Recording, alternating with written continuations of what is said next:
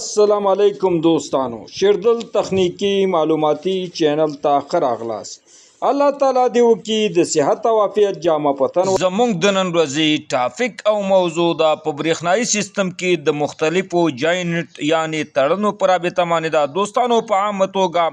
تړنې ضرورت مونږ ته کله پیدا کیږي کله چې د دوه ویرونو اوږده کول یا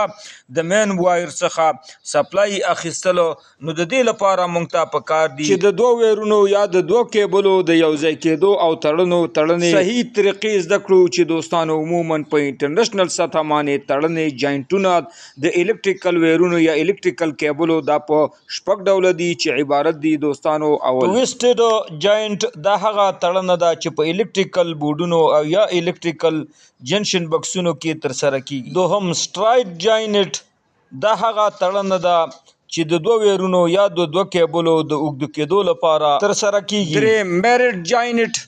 دا هم هغه تړنه ده چې د ویر یا د کیبل د اوږده کېدو لپاره تر سره کیږي څلورم ټي جاینټ دا د ویر او د کیبل هغه تړنه ده چې د مین کیبل څخه سپلای اخیستو ته ټي جاینټ ویل کیږي پنځم برتانیا جاینټ او شپږم او اخري ویسټر یونین جاینټ دا دواړه جاینټونه دوستانو هغه تړنې دي چې په سولډ ویر او